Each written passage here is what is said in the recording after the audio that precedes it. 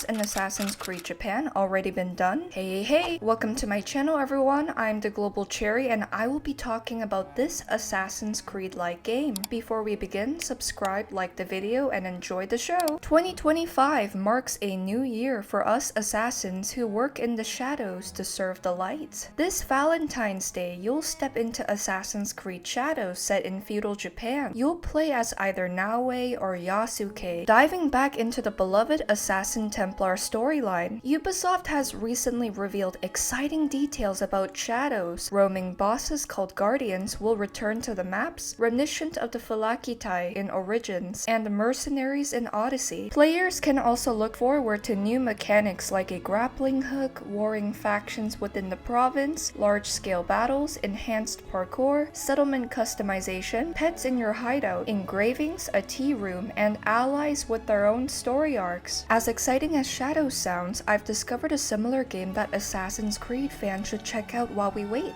Rise of the Ronin, developed by Team Ninja. It feels like Assassin's Creed fan fiction set in the 19th century Yokohama during the Bakumatsu era, 3 centuries after Shadows. This was a time of profound unrest as Japan opened its borders to the Western world, sparking conflict and marking the end of the Tokugawa shogunate. Many games avoid this dark and complex period, but Rise of the Ronin embraces it boldly. The story begins in 1853 with American Commodore Matthew Perry's arrival to re-establish trade with Japan. You play as a member of the Veiled Edge, a hidden group of assassins known as Blade Twins, siblings raised and trained to fight together like a double-edged sword.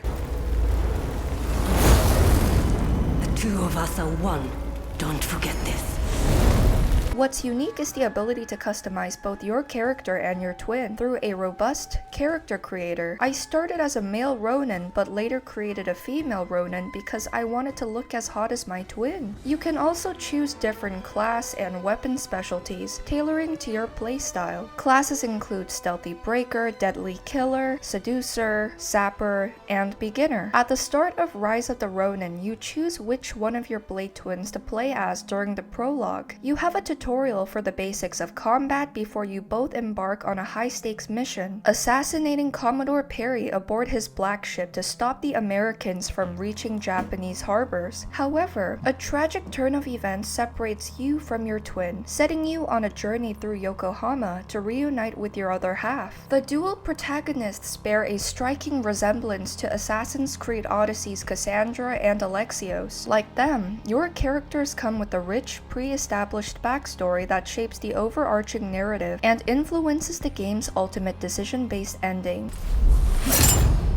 It is time to end this. The main story cutscenes are stunning, possibly even rivaling some of the Assassin's Creed titles, which is kind of sad. But the true highlight of this game is the combat. Much like in the Souls games, you have a stamina bar called Ki, which adds a tactical layer to every encounter. One standout mechanic is counter-sparking, a precision parry move that leaves your opponent vulnerable, giving you the perfect chance to send them to their god. Mid-game, you unlock Ki Blaze, a powerful ability that temporarily grants unlimited ki, allowing you to melt enemies with ease. Early game combat can be a challenge, but as you progress, you'll transform into a near unstoppable force. Equipped with a variety of weapons, greatswords, spears, odachi, and even melee weapons, you'll execute finishers and stockpile medicinal pills to dominate your foes. Weapons in Rise of the Ronin are color-coded by hierarchy and come with unique abilities and stats catering to a variety of playstyles and weapon types. As you grow stronger, reclaiming your settlements becomes easier, and your actions dynamically shape the game's world. Clearing regions of the map and hunting fugitives strengthens your bond with the area and the faction you choose to support, the Shogunate faction and the anti-Shogunate faction. Similar to Ghost of Tsushima, you can switch between stances, each tailored to counter specific enemy types, while your attacks steadily fill a blood gauge for unleashing powerful moves. Skill points earned throughout the game can be allocated to attributes like strength, dexterity, charm, and intelligence. These also unlock special abilities such as intimidating or persuading enemies. You can also control allies in combat, each bringing unique abilities, and deepen your bond with them through hanging out with them in the lodge, giving them gifts, or embarking on character quests or bond missions. These missions feel more rewarding than traditional side quests as they directly enhance your relationship and unlock additional interactions like romance options. If you have a veiled bond with them,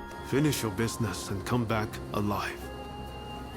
Got that, counterpart? bond missions and increasing my Ronin level unlocked a path where I could save one of the characters. And it doesn't take much to increase your Ronin bond, as it'll go up while clearing outposts or doing side missions. Sometimes it even goes up when a merchant scams you into buying their bathwater. The lodge itself is a charming hub complete with Shiba Inu dogs that fetch items for silver, and cats that embark on small missions for you. You can even customize your lodge with the decor you found. These little touches make the world feel alive and personal. Exploration is equally engaging. While many points of interest are marked on the map, you'll often stumble across unmarked locations, leading to hidden boss fights and valuable rewards. The destructible environments let you slice through shoji doors or break objects during combat, adding to the immersion. Stealth is another highlight, offering a variety of tools and techniques. Like Assassin's Creed, you can perform air assassinations, grapple enemies for silent takedowns, or even use your grappling hook to hurl objects at foes. Enemies react dynamically to your actions, panicking when they spot a dead body or witness you dispatching their comrades. Boss fights stand out with their unique movesets, often providing a thrilling challenge. The bow and rifles are excellent tools for stealthy gameplay, offering precision and silence. Paragliding also doubles as a stealth mechanic, letting you perform dramatic air assassinations from above. Along your journey, you'll meet Igashichi, a quirky inventor who provides you with new gadgets, including one that grants eagle vision. I didn't know that because I ignored him for the entirety of the game. Exploration takes you through richly detailed cities like Yokohama, Edo, and Kyoto. While the parkour system isn't as extensive as in Assassin's Creed, you can vault, climb ledges, and seamlessly navigate rooftops using your grappling hook to jump between buildings. The cities are thoughtfully designed to encourage vertical movement and dynamic traversal. Traveling between locations is just as engaging. You can ride your horse to some areas like the dojo for training, the bustling geisha district, or the gambling den where you lose all your money and force yourself to join the Squid Games.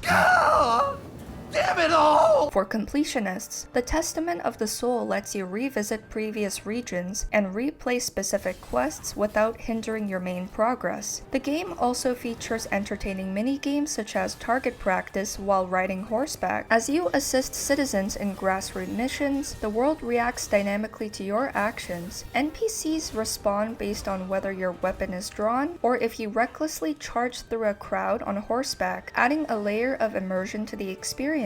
Throughout your journey, you'll also encounter other players with the option to challenge them for their gear. If you free them in outposts, they'll join you in battle. You can also team up with your friends through co-op, joining their sessions. I was quite surprised to see this receive a lot of backlash due to its graphics, but as any experienced gamer knows, graphics aren't everything. A game's heart lies in its story and gameplay. If those aren't up to par, then no amount of visual polish will save it. In a way, an Assassin's Creed Japan has already been done, but that's okay. We now have multiple games set in different periods of Japanese history, each offering its own take on the concept: Ghost of Tsushima, Assassin's Creed Shadows, and Rise of Ronin. The point I'm making beyond introducing Rise of Ronin is this: if Ubisoft continues down the path of Assassin's Creed RPGs, I want them to at least create a world that feels alive, while keeping what made the Assassin's Creed games great. I want our actions to shape the world around us in a meaningful way. That's the kind of experience I hope for in the future of Assassin's Creed. From what I've heard about upcoming Assassin's Creed projects like Jade, Invictus, the Black Flag remake, and AC Hex, I'm cautiously optimistic for its future, and also think the devs are